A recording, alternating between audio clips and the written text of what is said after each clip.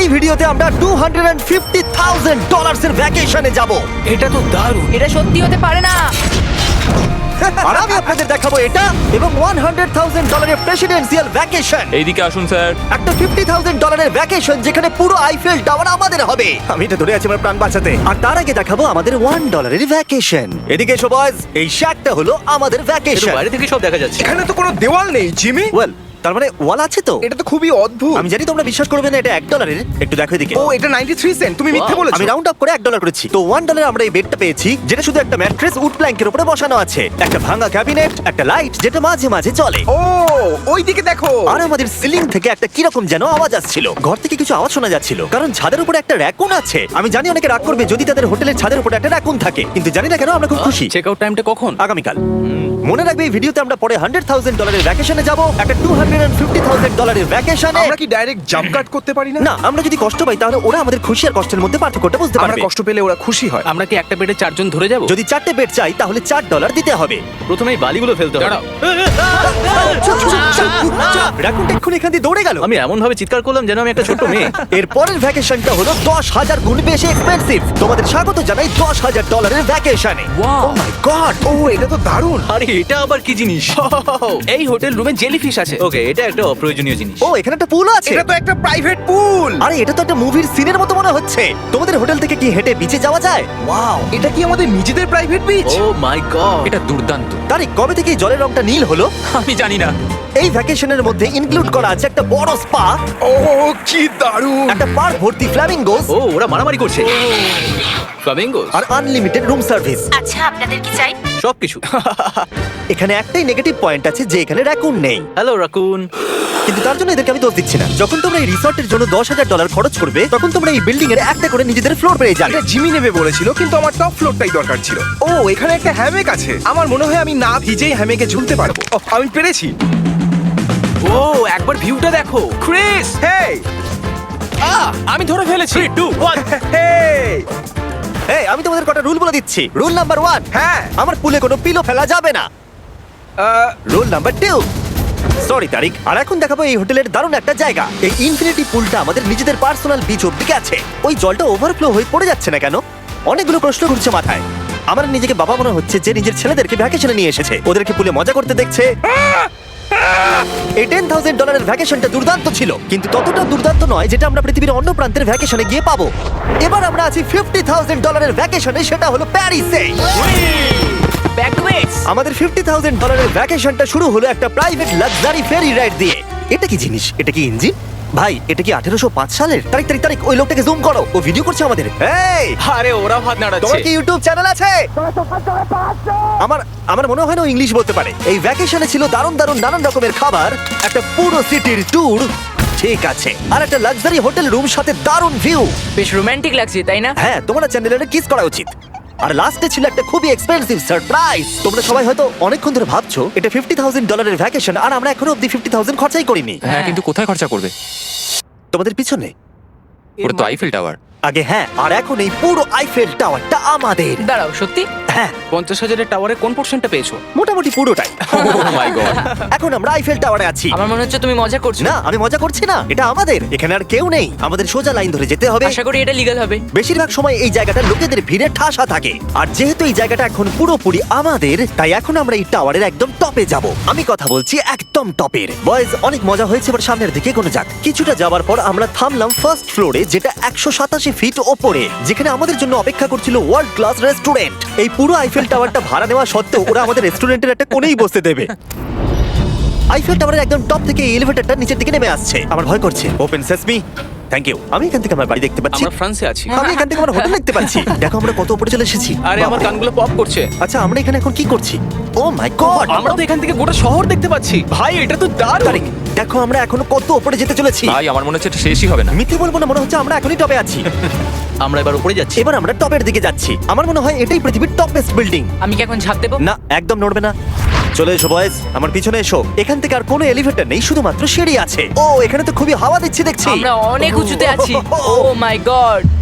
ও মাই god. ও দাঁড়ি, ক্যামেরাটা ফেলে দিও না জানো। আমরা প্রায় 900 ফুট উপরে দাঁড়িয়ে আছি, সব থেকে হাইস্ট পয়েন্ট যেখানে টুরিস্টদের অ্যালাউ করা হয়। কিন্তু যেহেতু আজ রাতের জন্য এটা আমাদের, তাই আমার কাছে একটা সারপ্রাইজ আছে। দরজার পিছনে কি আছে বলো? সিঁড়ি। না মানে আমি বলতে চাইছি তুমি কি করে জানলে? আমরা সিঁড়ি দেখতে পাচ্ছি। একদম ঠিক, এখানে আরো সিঁড়ি আছে, কিন্তু এই সিঁড়িগুলো আমাদের একদম টপে নিয়ে যাবে যেখানে কারোর যাবার অনুমতি নেই। আরে বাপ রে। ও মাই গড, ও মাই ভাই। গড, আমাদের এখানে আসার অনুমতি আছে? আমি জানি না সেটা। ও এটা ভয় পাই দিয়েছে। এখানে রেলিংটা তো আমার মাত্র কোমর অবধি, আমি এটা ধরে আছি আমার প্রাণ বাঁচাতে। আমি এখন বুঝতে পারলাম যে টুরিস্টদের কেন এখানে আসতে দেয় না। একজন নিচে দাঁড়িয়ে থাকা ক্যামেরাম্যান আমাদেরকে জুম করে ক্যাপচার করবে। ও 1 মাইল দূরে আছে। যদি এই লেন্সটা খুবই ভালো হয় তাহলে তোমরা দেখতে পাবে আমরা হাত নাড়াচ্ছি। তোমাদের মানতেই হবে এই $50,000 ভ্যাকেশনটা দুর্দান্ত ছিল। এটা দুর্দান্ত। এটা আমার লাইফ টাইম এক্সপিরিয়েন্স। তোমরা কি তৈরি একটা দারুণ জিনিস দেখার জন্য? আমি জানি না একজন ইউটিউবার এত কোনো পাওয়ার পায়, কিন্তু লাইটস! ও এবার দেখো, ও মাই গড, মনে হচ্ছে কোনো ডিস্কো শো। কি দারুণ। গাইজ, আমি জানি না নেক্সট কমেন্টে কাজ করবে কিনা, কিন্তু সব লাইটগুলো অফ করে দাও। এই টাওয়ারটাকে পুরো কালো পুরো দেখাচ্ছে। আইফেল টাওয়ার অন্ধকার হয়ে গেছে। আচ্ছা বলো তো, হাজার হাজার ফ্রেঞ্চ পিপল এখন কি ভাবছে? তাদের এই টাওয়ারটা নিয়ে নেওয়া উচিত। জানি না কেন ওরা আমাকে এতটা কন্ট্রোল দিয়েছে। এবার আমরা যাব সুইজারল্যান্ডে $100,000 ভ্যাকেশনে। কিন্তু এটা কোনো সাধারণ ভ্যাকেশন নয়। এই হোটেলের আছে 2 ইঞ্চি মোটা বুলেট প্রুফ উইন্ডোজ, একটা প্যানিক বাটন যেটা টিপলে গোটা বিল্ডিংটা লক হয়ে যায়, আর টাইট সিকিউরিটি। কারণ এই হোটেলে পৃথিবীর বড় বড় নেতারা, প্রেসিডেন্টরা ভ্যাকেশনে আসে। আর সাইডম্যানও এই শহরেই ছিল, তাই আমি ডিসাইড করলাম তাদেরকে ডাকবো। ও মাই গড, এখানে তো অনেক খাবার আছে দেখছি। এখানে তো পুরো সমুদ্র তুলে নিয়ে চলে এসেছে। ভিডিওটা ভালো লাগলে একটা লাইক দিন, সেই সাথে মিস্টার বিস্টের বাংলা ডাবিং ভিডিও দেখতে চ্যানেলটাকে সাবস্ক্রাইব করুন এবং পাশে থাকা বেল আইকনটি বাজিয়ে রাখুন। হি হি হি। এগুলো তো নাট। এটা গোটা ইউরোপের সব থেকে এক্সপেন্সিভ পেন্ট হাউস সুইট। এখানে আছে 8টা ফ্লোর, কয়েক ডজন রুমস, প্রচুর স্টাফ আছে আপনাদের যে কোনো প্রয়োজনে এবং খাবার সরবরাহ করবার জন্য। তোমার এটা চাই? নাও খেয়ে দেখো। এ বাবা, এদেরকে কি নর্মাল গেস্টদের মতো মনে হচ্ছে? তার মানে আপনারা এদেরকে বোকা মনে হচ্ছে। যেমনটা আমি আগে বলেছিলাম, এখানে পৃথিবীর বড় বড় লিডাররা ভ্যাকেশনে আসে। এমনকি বিল ক্লিনটন এখানে ছিল এবং তাকে কেউ হত্যা করতে পারেনি। এটা এতটাই সেফ। এখানকার সিকিউরিটি খুব টাইট, এমনকি সব উইন্ডোগুলো বুলেট প্রুফ। মানে এটা বুলেট প্রুফ। ও মাই গড, এটা তো খুবই মোটা। খুব শক্ত। আমি যদি প্রেসিডেন্ট হতাম, তোমার সাথে সাইড বাই নিয়ে কিছু নেগোশিয়েট করতে চাই। আমি চেষ্টা করছি। হ্যাঁ, এটা আমাকে নেগোশিয়েট করতে সাহায্য করবে। আমি 10% কিনতে চাই। বলো কত বলবো? তোমাকে জিজ্ঞাসা করেছো, তুমিই বলো। 200 মিলিয়ন জিমি। 200 মিলিয়ন। ঠিক আছে, প্যানিক বাটনের দিকে চলো। মিথ্যে বলবো না, যখন থেকে এখানে এসেছি আমি এই বাটনটাকে টিপতে চাইছিলাম। তোমরা সবাই নিশ্চয়ই বলবে এটা গুড আইডিয়া। না না না। তুমি বিল ক্লিনটন আর তোমাকে হুমকি দেওয়া হয়েছে। প্যানিক বাটন টিপে দাও। ও টিপে দিল। ও দাঁড়াও, আমি দেখতে পাচ্ছি এটা দরজা বন্ধ আরে, হচ্ছে। আমরা কি আটকে গেলাম? এটা কি লক? তোমরা কি ভেতরে আছো? তুমি কি নোলান? হ্যাঁ, সব দরজা বন্ধ। 1 সেকেন্ডের জন্য শুধু বেরিয়েছিলাম। কোন বাটনটা দিয়ে খোলে? তুমি এখনই প্যানিক ছিলে আর এখন দরজা খুলতে চাইছো? আর যদি তুমি এই বাটনটা টেপো, এরপরে পুলিশ আসবে আর তোমাকে একটা বড় ফাইন দিতে হবে। আর কিন্তু টিপে না। আমি ভাবছিলাম প্রেসিডেন্টরা কিভাবে কোনো জায়গায় যায়, যেমন ম্যাকডোনাল্ডস। দেখি প্রেসিডেন্টরা কিভাবে ট্রাভেল করে। চলে এসো দিকে। তুমি যদি প্রেসিডেন্ট হও তাহলে তুমি যেখানেই যাও না কেন তোমার সাথে বডিগার্ড থাকবে। মানে যখন তুমি ড্রাইভ করছো। ও আমাদের মনে হয় bodyguard করে ও, নিয়ে আচ্ছা যাবে। আচ্ছা, কি করে জানবো কোন কারে আমরা যাবো? 3 নম্বর অথবা 4 নম্বর গাড়ি। তুমি বলছো 3 আর 4 এর মধ্যে বাঁচতে। কোন কারটা সব থেকে বেশি ডেঞ্জারাস? ফার্স্ট এডটা। নোলান, তুমি ফার্স্ট এডটা যাবে। হ্যাঁ, ঠিক আছে। ঠিক আছে। আমার সাথে কে যাবে? হ্যারি চলে এসো, হ্যারি চ্যান্ডেলার। আমি প্রেসিডেন্ট, আমি মাঝখানে বসবো না। সাধারণত তোমরা হলে আমার বডিগার্ড, কিন্তু তোমরা খুবই দুর্বল। আরে চাপো, ওদিকে একটু চাপো। কোন প্রেসিডেন্ট ম্যাকডোনাল্ডসে যায় বলো তো? আচ্ছা, এই উইন্ডোটা খোলা যাবে? এই কেমন আছো তোমরা?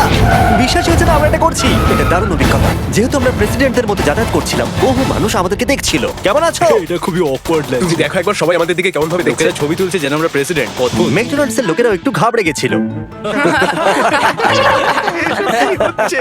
আমাদের সিকিউরিটি কিছু মনে করো না। জিমি, এটা কি তোমার আইফেল টাওয়ারের থেকেও বেশি ভালো লাগছে? ডিপেন্ড করছে কেমন নাগেটস গুলো হবে তার উপরে। যদিও সবকটা ভ্যাকেশনের অভিজ্ঞতা দারুণ ছিল, কিন্তু পরের ভ্যাকেশনের কাছে সব ফিকে। আমাদের শেষ ভ্যাকেশনের জন্য আবার আমাদের পৃথিবীর আরেক প্রান্তে যেতে হলো। আর এবার আমরা আছি জাপানে $250,000 এর ভ্যাকেশনে। আর আমরা এখানে একজন স্পেশাল গেস্টকে নিয়ে এসেছি, তাই আপনারা ভিডিওটা শেষ অবধি দেখুন। আমরা শুরু করলাম আমাদের ভ্যাকেশনটা জাপানের সবথেকে এক্সপেন্সিভ হোটেলে আমাদের ব্যাগগুলোকে রেখে। এটা দুর্দান্ত।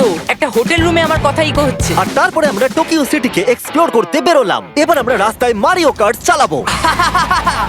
আমরা প্রাইভেট মারিও কার্টস রেন্টে নিয়েছিলাম, যাতে আমরা জাপানের রাস্তাগুলো দিয়ে ঘুরে দেখতে পাই। সব লোকেরা আমাদেরকে দেখছে। এটা রাস্তায় চালানো ঠিক নয়। আসল গাড়ি ঠিক আমার পাশ দিয়ে যাচ্ছে। দেখো কত লোক এই রাস্তাটা পার করছে। এটা পৃথিবীর অন্যতম বিজি ক্রসওয়াক, আর আমরা এর মধ্যে দিয়ে চালাচ্ছিলাম। ও, আমরা টোকিওতে গো-কার্ট চালাচ্ছি। গো-কার্ট! ভাই, আমি জাপানকে খুব ভালোবাসি। এই জায়গাটা তো দারুণ। যখন আমরা আমাদের পরের ডেস্টিনেশনে পৌঁছলাম, আমরা দেখা করলাম আমাদের শোড মাস্টার ইয়োশিওকি সুমিদার সাথে। গত 26 বছর ধরে উনি কাটানা চালানোর ট্রেনিং দিচ্ছেন, আর উনি রাজি হয়েছেন আমাদের সামুরাইয়ের রেয়ার লেসন আর্ট শেখাতে। উনি আমাদের সবাইকে একটা করে কাটানা দিয়েছিলেন, আর লেসন শুরু হয়েছিল সুইঙ্গিং টেকনিক দিয়ে। যতটা ভেবেছিলাম ততটা সহজ নয় এটা। নাও না, না, আমি এটা করতে পারলাম না। তারপর আমার পালা এলো। তোমাদের কি মনে হচ্ছে আমি এটা পারবো? হ্যাঁ হ্যাঁ তুমি নিশ্চয়ই পারবে। হেই, দেখা যাক বয়েজরা কি করে।